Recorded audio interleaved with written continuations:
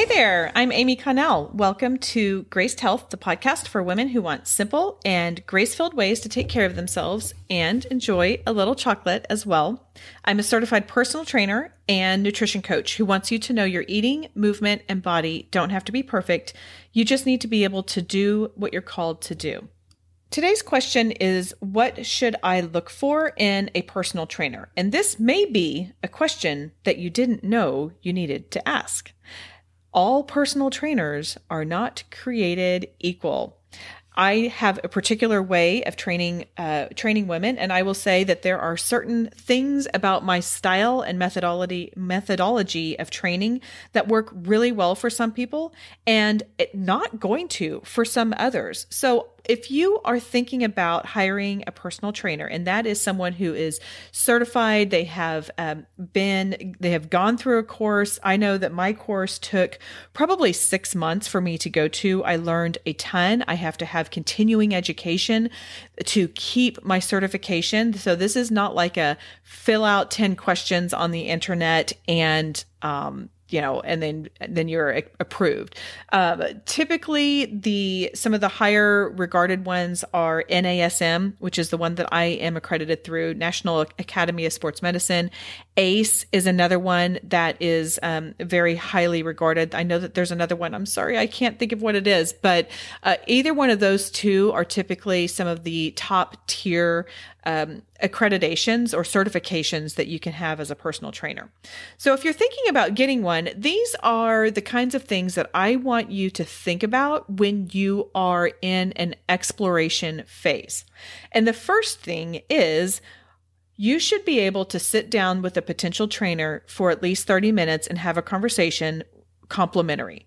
In my opinion, if someone's going to charge you their rate for just sitting down and getting to know you, then I don't know. That just feels icky to me. And, every trainer has their own thing. But for me, I'll always offer a free 30-minute consultation just to see if we're a good fit for each other.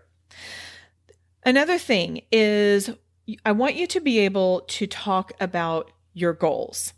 And what do I mean by goals? It might be that you're just wanting to take care of yourself. I get a lot of clients coming in like that. They're like, I have been focused on my career. I've been focused on my kids. I've been focused on my partner. Like I've had too much. I just need to take care of myself and give myself a few hours every week, or maybe it's just 30 minutes once a week where it's just my time. So think about what your goals are. It might be that you want to get stronger. You may want to lift heavier weight, or you may want to be strong enough to pick up your grandkids or if you have toddlers or something like that. Maybe you want to be able to run faster. You can use a personal trainer to help you achieve those goals. I will say, if running faster is one of your goals, free advice, go run more. That's one thing. But maybe it's something like you are fighting diabetes, maybe particularly type 2 diabetes, and strength training can really help you manage those A1C levels. And so that is your goal. Those are important things to tell someone who is going to be moving your body or encouraging you to move your body. The other thing that you should be looking for in a personal trainer is attunement to your limitations. Look, as we get older, we have issues. We all have, when I taught big group fitness classes, I could say, okay, point to your issue. And almost every single person was like using two hands and wish they had two more to be able to point to all of their issues. Almost everybody had at least one. So talk to a potential personal trainer about, okay, so if these are my limitations, then what can you do? What alternatives, or can you offer alternatives? Again, if you've had surgeries, let them know about that. I had a client once who had battled breast cancer in the past. And because of the surgeries that she had for breast cancer, that impacted her ability to move. So those are the kinds of things that you need to be able to tell a potential personal trainer and see how they respond. So hopefully they're like, okay, yes. All right. Well, thank you for telling me. And this is how I would anticipate moving around. And if that doesn't work for you, then let me know. I mean, it needs to be a back and forth conversation.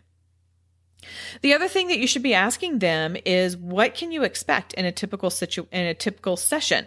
So for me, with the goals of most of my clients, we just mix things up. It's important to me. Most of my clients are 40s or over, and with the knowledge that I have, I want to move them in different ways. I want to move them functionally. I'm not so concerned about what their bicep size is. They might be, and we do things to, have those good arms, because we all want those good arms.